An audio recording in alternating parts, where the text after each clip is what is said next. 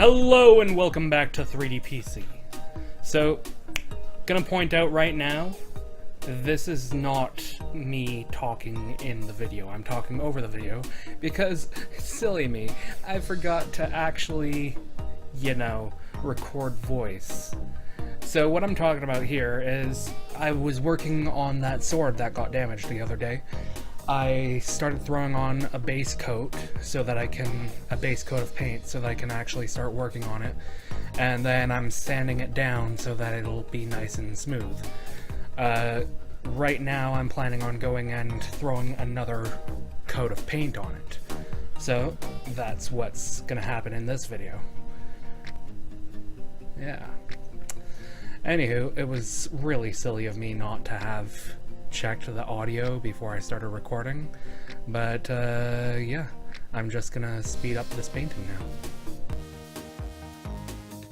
Okay, so right here I'm painting over some divots that are in the sword right where I'm pointing, and I'm making it so that when I sand it down in that spot, the paint will be filling in the divots, and by filling in the divots it'll allow for it to actually be completely smooth. And then once the final coats of paint go on, you won't even be able to tell that there's anything that was damaged there. You know, not that it's actual damage, it's just joiner marks between the pieces of sword, because not many people have a 3D printer that's big enough to print a sword that big. It's like 6 feet tall. Like, oh my god, it's such a big sword. Why is Final Fantasy this way? Okay, so this is a sponge on a dowel kind of thing that I'm using. A lot of people use it for stuff like Mod Podge and that kind of stuff. I use it for getting the extra paint off. It's really useful for sucking up that excess paint, but it's also good for getting into the little crevices that are really difficult to get into. Like right there, I can just shove it in there, get the paint spread out through that area, but at the same time it also sucks up the extra paint that's in that area and makes it so that I don't have to wait forever for the stuff to actually dry.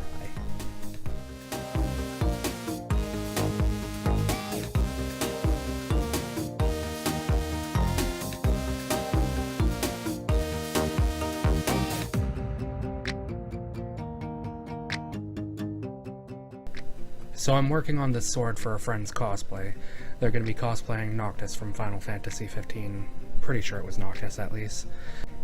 Anyways, I certainly wouldn't be able to do that cosplay, but I am always happy to make some props for my friends.